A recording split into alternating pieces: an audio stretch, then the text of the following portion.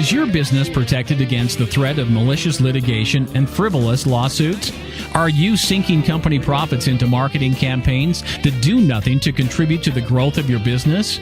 Bottled Business Sense provides practical business perspectives that uniquely emphasize both legal and media marketing strategies to protect and ensure the longevity of your business. And whether you're trying to provide a startup business with some level of stability or an established business with foolproof asset and estate protection, or simply attempting to get a better return for your business marketing dollars, Bill Bernard and Rick Moscoso will expose potential pitfalls to ensure the security and growth of your business, free from unwanted expense and the threat of litigation.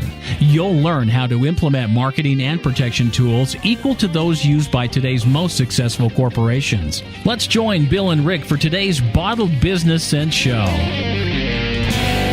Good morning, everyone. Today's Tuesday here on the Bottled Business Sense show, 10 a.m. Pacific time.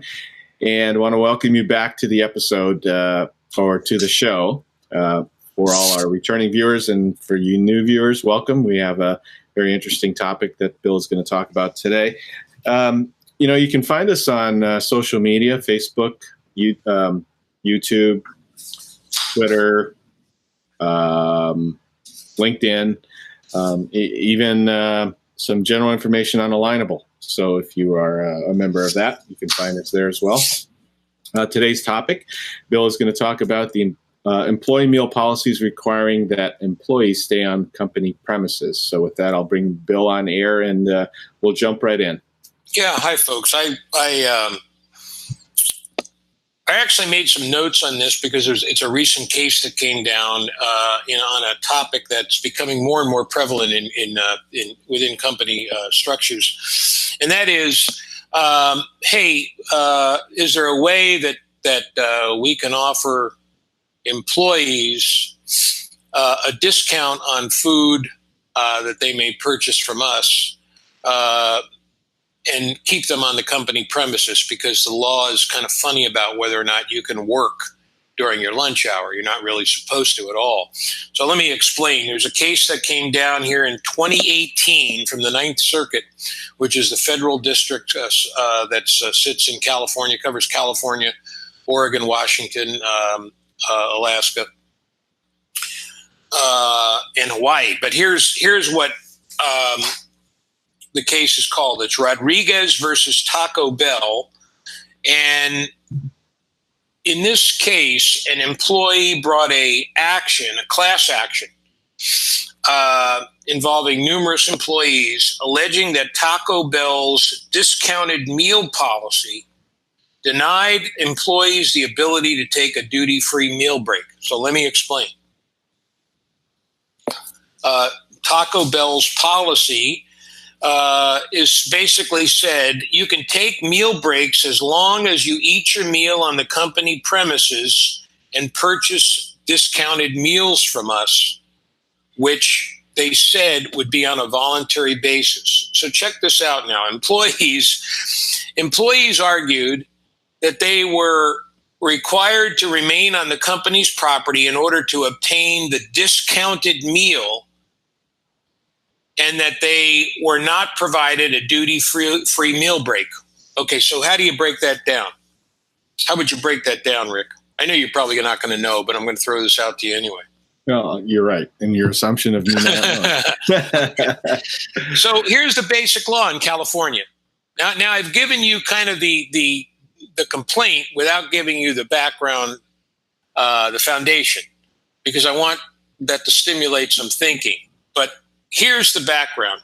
The Labor Code of California says that anybody who works 5 hours a day at least must be given a meal break of not less than 30 minutes. And employees who work at least 10 hours a day must be provided a second meal period of 30 minutes. Okay? So, seems pretty reasonable, right? It says that you are allowed to have this meal period free from your work. So when you're working and you take your meal break after 5 hours, and maybe if it's applicable to you, you take a second meal break after 10 hours, that's your free time. If you violate that, if an employer violates that, the employee can receive 1 additional hour of pay at their regular rate of compensation for every day that the meal break was violated. So you violate it 10 days, you get 10 hours of pay. And then things can get worse and worse and worse. But we're not here really to talk about the remedies so much as we are to talk about the substance. So now, realizing that background, right? What does Taco Bell's policy say? Taco Bell's policy says, Taco Bell and places like McDonald's, Burger King, that kind of thing, anything where they're serving food. Any restaurant really can say, you know what, we're going to give you your half-hour break after 30 minutes, but we're going to offer you something different. We're going to say you can go off the premises. You have to do that. You can go off the premises and eat on your free time. You can go sit in your car. You can go take a shower, whatever you want to do. But you can stay here and eat our food that we serve the customers at a discounted rate as long as you stay on the premises. The idea behind these policies is to prevent theft. So Taco Bell says in the Rodriguez case, we're going to offer you discounted food. You can buy that food from us at a discounted rate, but you must stay on our premises and eat the food. On the other hand, if you wanted to take a regular lunch and go off anywhere else, you can. So the court looked at this based on the fact that the plaintiffs were saying, hey, they won't, in order for us to get this discounted food, we have to stay on the premises. That's not fair. The court found that Taco Bell's meal policy was compliant under California law because the company relieved the employees of all duty and relinquished control over their activities, just like they're supposed to do. They offered them an alternative, right? Let me read this. I wrote these notes down. Taco Bell did not require its employees to purchase the discounted meal. There was no evidence that Taco Bell pressured its employees to purchase the discounted meal. Employees were free to purchase meals at full price and leave the premises. And in addition, there was no evidence to show that employees were required or pressured to work on the premises during the meal period. That was the most critical one. Taco Bell just simply gave them an alternative, right? So the voluntary nature of the discounted meal policy was the key issue in the case. And that's what this all boiled down to. And this is happening more and more in the food industry. And if we have any people out there or listen to our show that are in the food industry, they need to be made aware of this. You can offer discounted meals. You can require that if they want to purchase this discounted meal, they have to stay on the premises, but you must offer them the alternative, number one, to go off the premises to eat. And you must, of course, issue them their at least 30-minute break if they work at least 5 hours a day. The last item I want to add into today's show is that you must record the meal breaks. What do you do if you go on break, Rick, if you're a hourly employee? What do people typically do? Well, nowadays they'll go to the time, either punch out with their little ID card or whatever. Magic words, punch out. You must. The California law requires that meal breaks taken by employees must be recorded by the employer by some method. If an employer's records show no meal period for a given shift over 5 hours, there is a rebuttable presumption that arises that the employee was not relieved of duty and that no meal period was taken in accordance with law. So make sure you record these meal breaks, okay, Mr. Employer? Make sure you do this. But you can see this was an interesting case. And it was interesting, but by the same token, when I first read it, I thought, come on, plaintiff employees, what are you really trying to say here?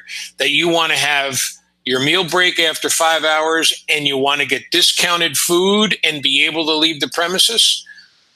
Why would the company give you discounted food and then let you leave the premises if they're trying to institute a policy that prevents theft. In other words, if you want to leave the premises, purchase the food at full price and then leave. You get your food, you can leave, the company makes a little money.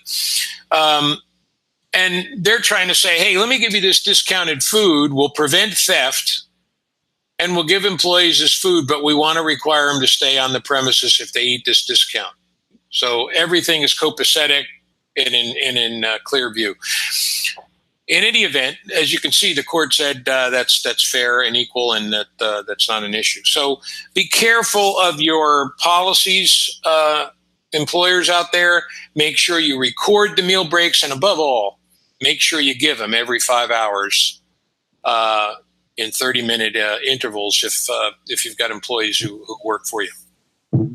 Anyway. Great. Short and sweet today, Bill. Thank you for that information. Folks, not at all. One quick question. When is that in effect? Right now? Yes, it is a California law as we speak. It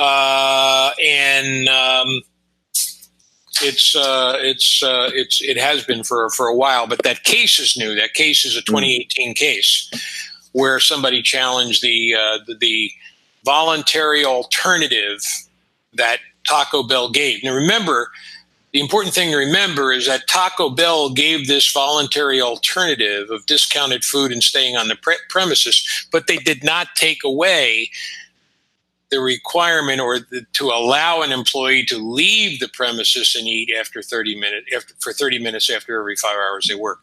So they didn't violate the law. They just said, hey, here's another way to do it. And since we're giving you the option, we're not holding a gun to your head. You get to choose. Right. So it's to me, it's no different than going in and deciding whether you want to buy a Snickers or a Baby Ruth.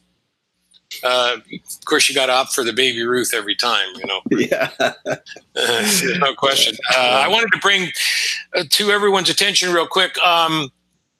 We're going to be covering this in a future show. Real quick, think about these things. Top 7 ways your company can lose your corporate veil. I'm just going to name them off real quick. 1, if you don't file your paperwork on time. 2, if you don't keep your personal and business finances separate. 3, if you don't keep a registered agent listed in conjunction with your business and keep his or her address current. 4, sign all business contracts with your proper business name, not your personal name.